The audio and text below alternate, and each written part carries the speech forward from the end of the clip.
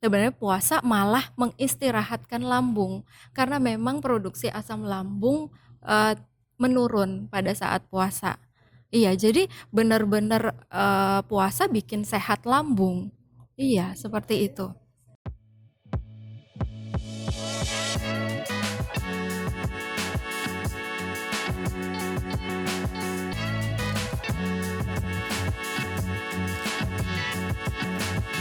Hari ini ketemu lagi dengan podcast Diskominfo Stapper ya, di mana untuk tamu spesialnya adalah Dr. Rizka Ulfa, di mana beliau adalah dokter umum di Puskesmas Senaken dan sebagai Kepala UPTD Puskesmas Senaken. Dan masih banyak lagi seabrek kegiatannya ya, selain membuka praktek umum di GP Sehat, dan juga ada di salah satu klinik ya. Kayaknya nggak usah disebut ya kliniknya saking banyaknya ya. Masya Allah. Dan kegiatan organisasi juga untuk Dokter Iska ini sebagai anggota di IDI, kemudian juga Yayasan Kanker Indonesia Benar. bersama Ibu Ibu Sinta. Ya, Iya. tentunya untuk Dokter Rizka, apa kabar hari ini, sehat? Ih, Bu Dokter kutanyain sehat Alhamdulillah. pasti ya. Alhamdulillah. Aturannya Bu Dokter yang nanya sama saya sehat ya Mbak Mila gitu.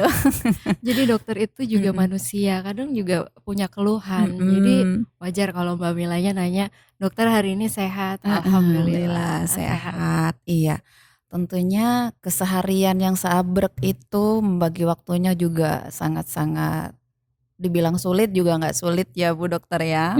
Apalagi dalam suasana puasa kita Iya. hari ini. Dan tentunya untuk di bulan suci Ramadan nih, persiapan-persiapan kita dan juga mungkin menghadapi pasien banyak keluhan atau apa, bisa memberikan tipsnya untuk Dokter Rizka di sini di podcast Diskominfo Stapper.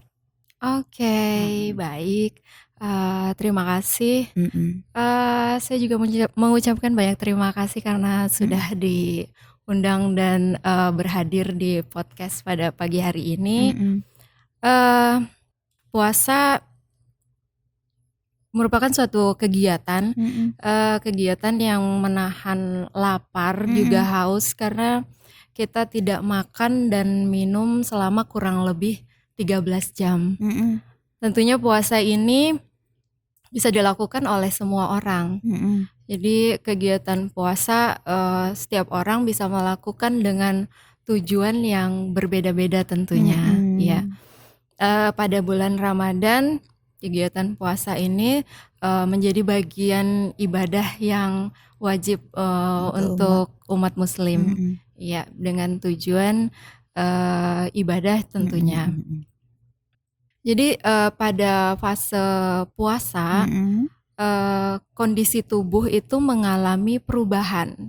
Ya, perubahan baik itu metabolisme, Mm-mm. kemudian pola tidur, pola aktivitas, jadwal makan. Jadi mengalami sedikit perubahan seperti itu. Siklusnya ya. Ya, siklusnya berubah pada saat kita menjalani puasa. Mm-mm. Jadi kita harus ketahui bahwa perubahan siklus ini akan menyebabkan terjadinya perubahan pada sistem pencernaan, di mana sistem pencernaan ini didukung oleh beberapa organ. Kita bahas sedikit dulu ya tentang perubahan-perubahan siklus, juga fungsi dari tiap organ di sistem pencernaan. Karena pada saat puasa yang sangat berkaitan adalah metabolisme di sistem pencernaan kita. Jadi organ-organ yang menyokong sistem pencernaan ini seperti liver atau yang disebut dengan hati, kemudian ada pankreas, empedu, lambung, kemudian usus halus, usus besar, ada kelenjar liur juga. Nah, masing-masing mempunyai fungsi yang berbeda-beda. Cara kerjanya untuk hepat atau liver ini merupakan sumber utama dari energi kita. Jadi makanan kita yang kita makan itu dijadikan glukosa, disimpan di dalam hepar atau liver ini sebagai energi yang akan kita gunakan. Pada saat puasa, glukosa dirubah menjadi glikogen. Jadi glikogen ini merupakan sumber cadangan energi kita pada saat fase puasa. Gitu. Iya, jadi fase puasa tuh memang siklusnya sudah berbeda. Biasa kita ada makan siang, tiba-tiba nggak ada, jadwalnya otomatis pencernaan kita juga berubah ya. Jadi ada organ yang selama puasa dia istirahat, tapi ada organ yang juga tetap bekerja. Ya. Kalau untuk pankreas ini menghasilkan hormon insulin. Jadi pada saat fase puasa kita berpuasa, pankreas tidak bekerja, jadi dia istirahat. Otomatis produksi insulinnya dia menurun karena tidak ada makanan yang dimakan. Jadi nggak ada pemasukan ya, karena tidak ada makanan, maka produksi insulinnya turun organ ya? Pankreas istirahat. Gitu. Ya, makanya pada penderita dengan riwayat diabetes mellitus atau kencing manis itu disarankan untuk berpuasa. Malah disuruh berpuasa. Iya, karena saran ya. Karena dapat mengontrol kadar gula darah. Iya. Ada lagi nih dokter Rizka. Kadang orang bilang aku nggak bisa puasa karena ada asam lambung, itu bagaimana nih menurut seorang dokter? Saya kan nanya pakarnya nih ya kan. Pakar tidak juga sebenarnya. Ya, jadi pada saat berpuasa ada keluhan seperti itu. Jadi mekanisme normalnya sebenarnya lambung itu pada saat puasa kan otomatis tidak terisi oleh makanan pada fase puasa. Setelah tidak diisi makanan, sebenarnya lambung tidak menghasilkan asam lambung. Iya, tidak menghasilkan asam lambung sehingga tidak merusak mukosa lambung. Berarti nggak ngaruh ya? Iya, jadi tidak ada hubungannya sebenarnya nyeri perut dengan kondisi puasa. Sebenarnya puasa malah mengistirahatkan lambung karena memang produksi asam lambung menurun pada saat puasa. Iya, jadi benar-benar puasa bikin sehat lambung. Jadi seperti ada itu. Bahasanya karena ada sakit asam lambung atau kita nggak puasa atau bagaimana gitu. Bahkan semakin sehat lambungnya kalau kita berpuasa. Jadi memang pada kondisi seperti itu, misalkan pasien mengeluh seperti itu, jadi kita berikan obat untuk mengurangi nyeri perutnya. Biasanya pemberian obat ini kita sarankan minumnya pada malam hari untuk melindungi mukosa lambungnya. Iya. Seperti untuk itu. Makanan yang untuk khusus orang yang sakit lambung kan kebanyakan ya, bukan 1-2 orang yang mengalami hal yang kayak gitu. Yang disarankan tuh apa, dokter? Untuk makanan tentunya yang tidak memicu terjadinya nyeri perut itu disarankan untuk menghindari makanan-makanan yang terlalu asam, kemudian makanan yang pedas dan makanan-makanan yang berlemak. Jadi kita selama berpuasa lebih disarankan untuk mengkonsumsi makanan yang tinggi protein dan tinggi serat. Karena kalau kita lagi puasa kadang haur mata, bahasa orang sini ya, haur mata. Apa semuanya mau dimakan, dipengenin. Giliran habis itu padahal ada pantangan-pantangan makanan yang tidak bisa kita konsumsi. Menyikapi itu gimana nih dokter? Jadi tips untuk menjalani puasa agar lebih sehat, makan dengan porsi yang cukup. Jadi tidak berlebihan. Kadang ya lapar mata begitu di pasar Ramadan, beli ini beli itu beli ini, harus beli semuanya dimakan lah, dicobain semuanya. Belum lagi yang mungkin ya gorengan Ya, jenisnya seperti itu. itu. Ya, jadi Mm-mm. porsinya diatur, benar-benar Mm-mm. diatur. Walaupun tidak puasa juga sebenarnya tidak dianjurkan untuk makan makanan yang Mm-mm. porsinya berlebihan ya, Mm-mm. secukupnya. Mm-mm. Dan yang tadi saya sudah jelaskan, makan makanan dengan tinggi protein, Mm-mm. kemudian tinggi serat. Karena tinggi protein dan tinggi serat itu menyebabkan kenyangnya lebih lama. Mm-mm. Iya, kenyangnya lebih lama, Mm-mm. metabolismenya lebih bagus, Mm-mm. seperti itu. Dan juga mencegah terjadinya pemecahan protein yang menyebabkan misalkan lemas gitu. Kemudian Berpengaruh gangguan ya. kelemahan otot, Mm-mm. iya, Jadi gitu. berpengaruh Maka di situ. iya, dan juga makanan-makanan yang mengandung karbohidrat kompleks. Itu yang Karbohidrat seperti kompleks gimana itu itu? ya misalkan nih beras merah, Mm-mm. gandum, Mm-mm. kemudian kacang-kacangan, Mm-mm. ya seperti itu. Makanan-makanan yang mengandung karbohidrat kompleks karena Mm-mm. tadi itu Mm-mm.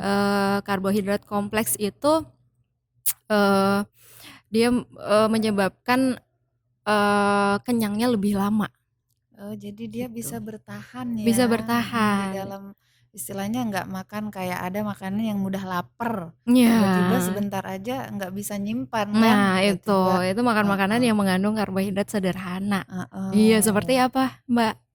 Misalkan tuh heeh, makan misalkan mie, heeh. mie instan seperti Iya. itu. Tapi Atau saya kalau makan bubur itu lagi dokter. gimana? Kalau makan bubur Heeh, cepet laparnya. cepet laparnya.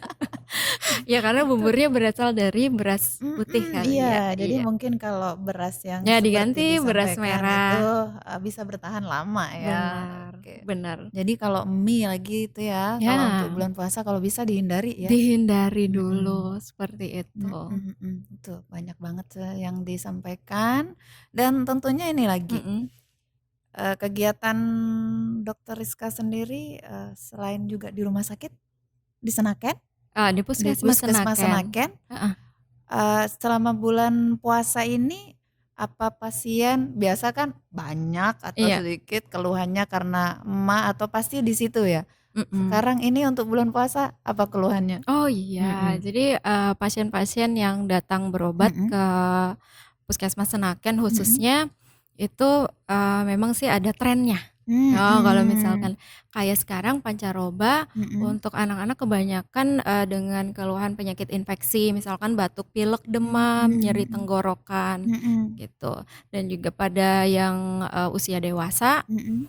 kebanyakan ya keluhannya di bagian pencernaan, Mhm. seperti MAG, Mhm. gastritis. Jadi sementara ini ndak ada yang Ya, berat masih mudah-mudahan ya. ya, Heeh, keluhan. karena kita lama yang pandemi itu kan, Oh iya. itu seorang dokter benar-benar sudah Iya, perannya keluhannya berat, ya dan mhm, sekarang pancaroba itu ya karena radang selain itu kan di bulan puasa otomatis kan kita seharian haus.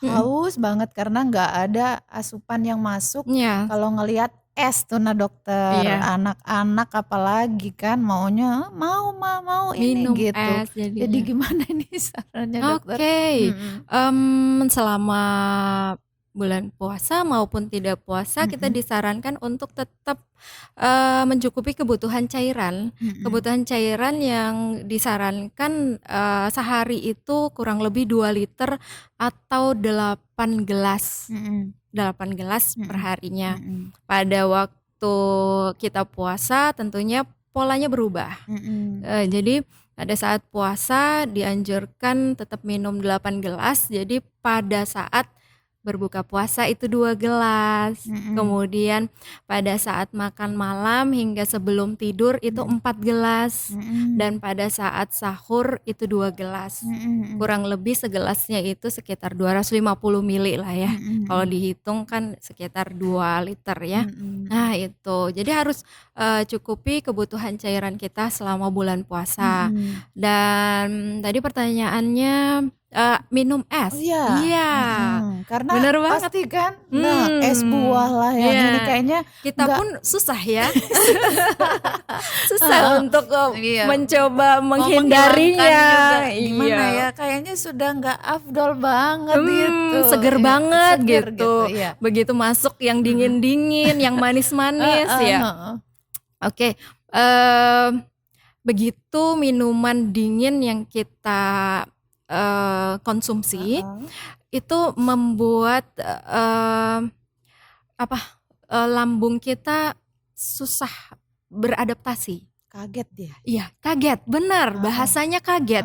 Karena selama kurang lebih 13 jam nggak masuk makan dan minuman. Jadi begitu dimasukkan dengan suhu yang ekstrim, dingin, lambungnya jadi kaget. Makanya ada beberapa orang dengan keluhan begitu habis minum air es langsung terasa kembung. Iya, karena kerjanya lambung begitu masuk air yang dingin itu melambat. Iya, dia melambat, susah mengabsorpsi dan susah beradaptasi dengan air yang dingin ini tadi. Jadi memang tidak disarankan, apalagi baru buka puasa langsung minum air yang dingin. Tapi rata-rata kayaknya memang banyak yang seperti itu.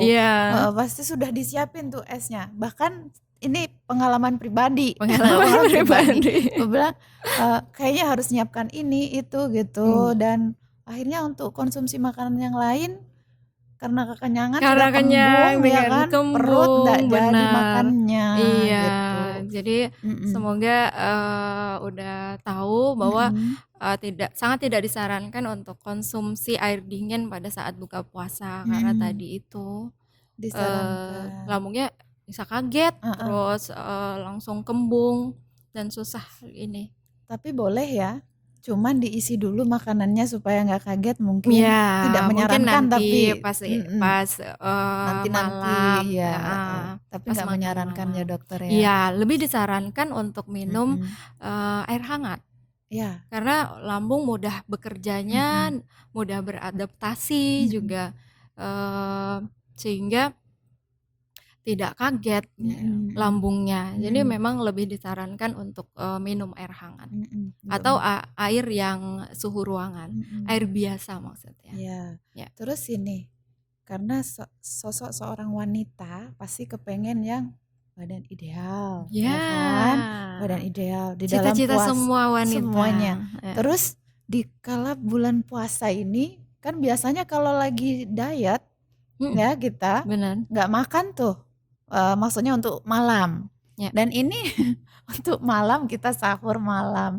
Habis itu buka puasa juga habis maghrib. Nanti malam makan lagi. Ini gimana ini dokter? Bagus banget nih pertanyaannya. Ini meresahkan ya. Meresahkan para wanita. Ini gimana? Tips menjalankan puasa sehat juga kita perlu melakukan aktivitas. Jadi aktivitas yang seperti sehari-hari kita lakukan ya tetap kita lakukan. Seperti misalkan nyapu, ngepel, pekerjaan rumah misalkan.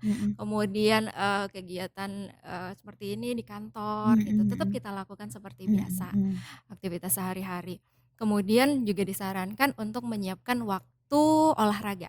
Exercise ya. Olahraga itu yang disarankan sehari itu durasinya minimal 30 menit deh. 30 menit. Tapi pada saat puasa disesuaikan exercise-nya itu dengan intensitas ringan sedang. Jadi berbeda dong. Kalau berat ya pasti tiba-tiba yang angkat-angkat besi. Jadi seperti misalkan nih yoga. Kemudian kardio boleh. Misalkan jalan kaki, bersepeda, jalan cepat, masih boleh. Kemudian latihan kekuatan otot, tapi yang nggak sampai ngangkat barbel yang berat banget. Enggak itu. Jadi kayak misalkan plank, sit up itu masih dibolehkan. Nah, kapan waktunya? Waktunya itu pada saat 1 jam sebelum berbuka puasa atau setelah berbuka puasa Jadi gitu. kalau siang jangan ya. Kalau siang jangan, pasti lemes. Cairan habis. Cairannya pasti Benar-benar. berkurang. Kan kita mengeluarkan keringat yang sangat banyak kan pada saat kita exercise. Jadi waktu yang paling tepat pada saat kondisi tubuh kita lagi berpuasa yaitu tadi 1 jam sebelum buka puasa atau setelah berbuka puasa. Atau sudah tarawih ya? Ya boleh. Iya, malam. sudah berbuka puasa ya diatur lagi. Mungkin kan ya.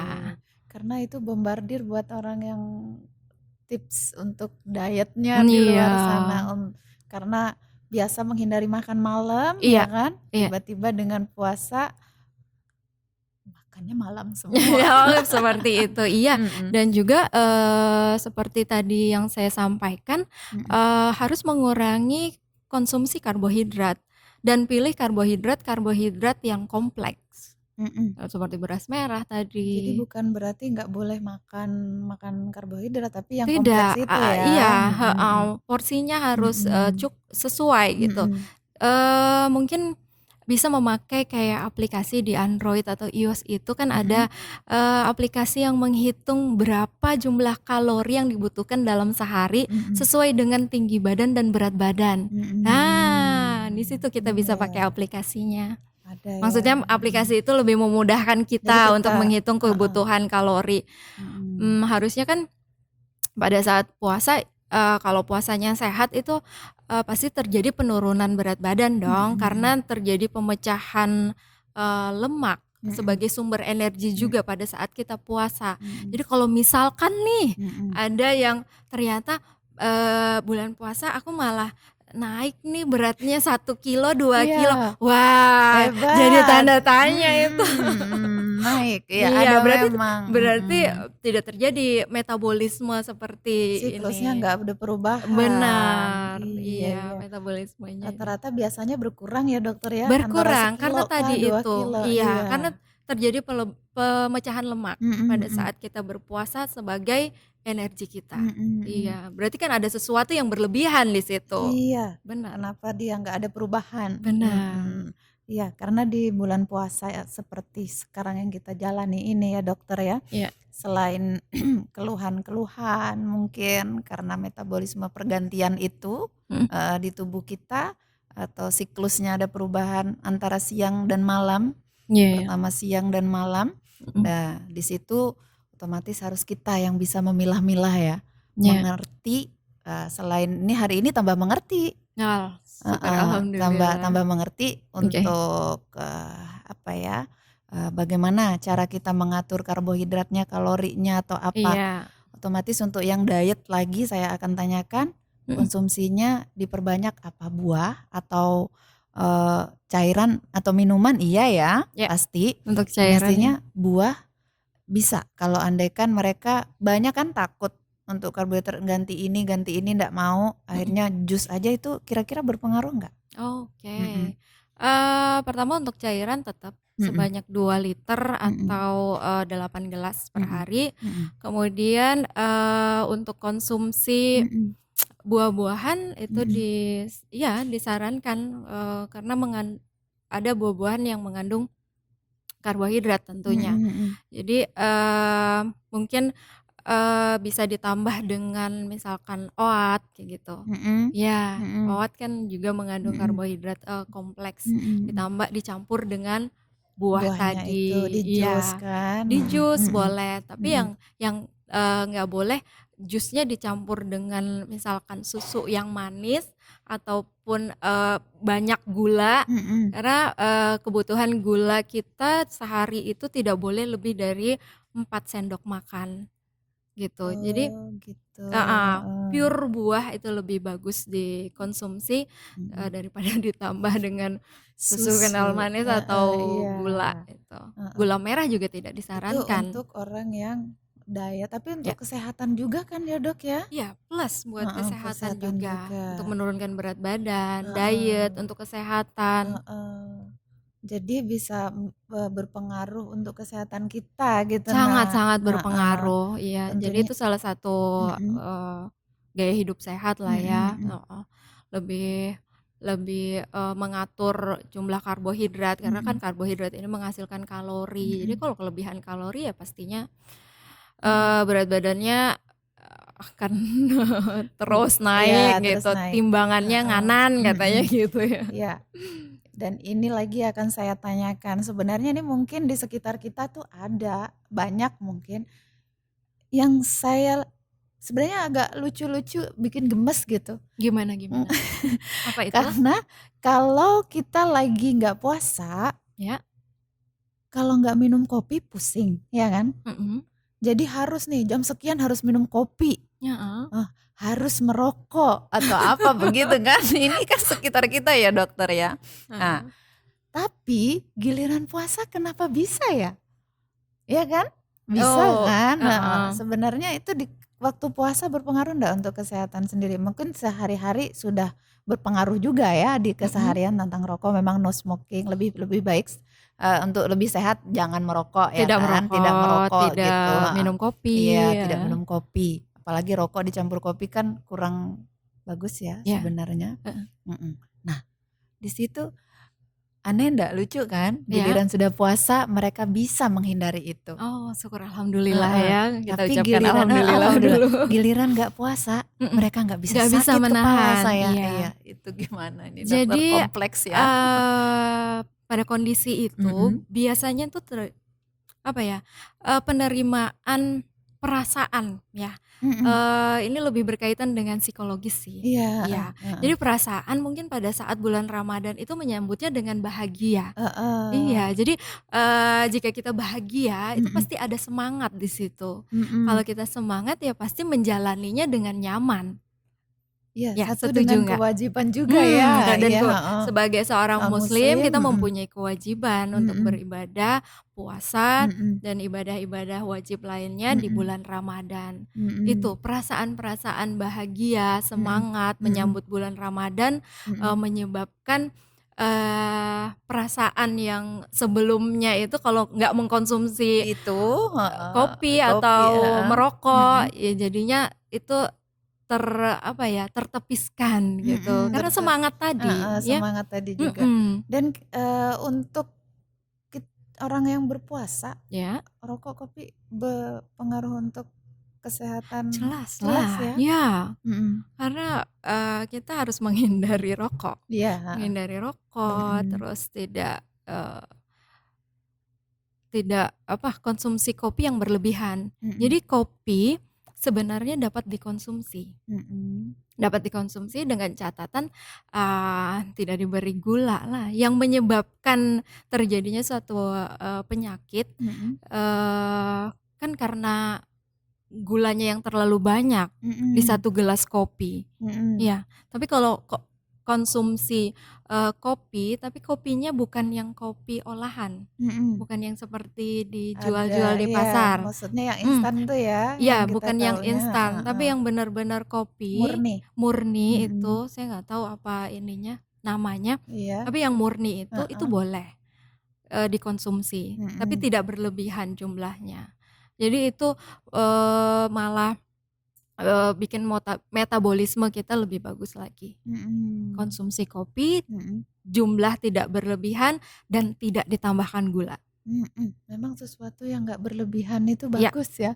Apapun itu bentuknya. Jangan berlebihan. Jangan berlebihan. Biasa-biasa saja. Biasa-biasa. Ada lagunya kan. Sedang-sedang saja. Benar sekali. Iya. Tentunya di bulan puasa ini saat berkegiatan Dokter Rizka gimana menyikapi? Ya, gitu. Ya. Aktivitas seperti biasa sih, seperti bulan Ramadan, seperti sebelum bulan Ramadan maksudnya. Jadi aktivitas di rumah kemudian ke kantor. Alhamdulillah kita pada saat bulan Ramadan bisa pulang lebih cepat daripada biasanya ya.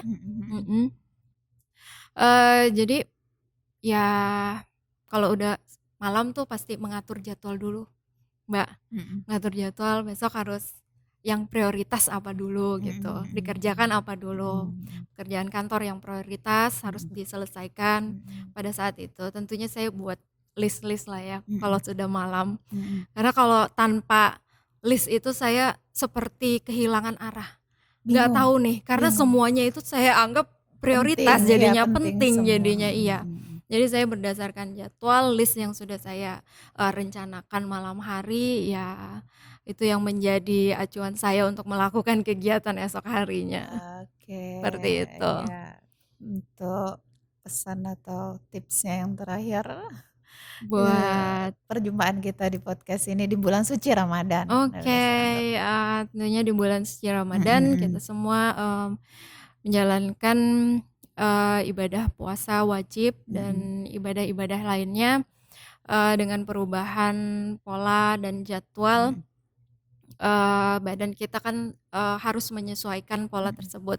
Maka itu saya menganjurkan untuk tetap melakukan healthy lifestyle ya. Gaya hidup sehat. Gaya hidup sehat pertama dengan makan cukup porsinya, tidak berlebihan. Kemudian konsumsi banyak makan makanan yang mengandung protein, kemudian tinggi serat. Cukupi kebutuhan cairan harian yaitu 2 liter atau 8 gelas per hari. Kemudian tidak konsumsi cemilan atau kue yang berkalori tinggi. Itu kemudian lakukan aktivitas fisik minimal sehari 30 menit. Dalam seminggu itu disarankan 3 sampai 5 kali. Jadi total dalam waktu 1 minggu itu kita dapat 150 menit melakukan aktivitas exercise atau olahraga itu.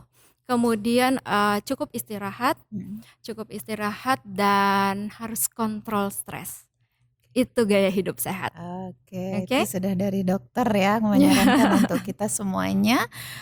Dan tentunya kita juga akan mengucapkan selamat menunaikan ibadah puasa ya semuanya. Sama-sama. Terima kasih untuk kehadirannya, banyak ilmu yang kita dapat. Alhamdulillah. Dan mudah-mudahan bermanfaat untuk semuanya yang menonton kita. Ya, semoga bermanfaat, berkah. Oke, terima kasih untuk Dr. Rizka Ulfa yang sudah hadir meskipun banyak kegiatan-kegiatan yang menanti. Terima kasih. Assalamualaikum warahmatullahi wabarakatuh.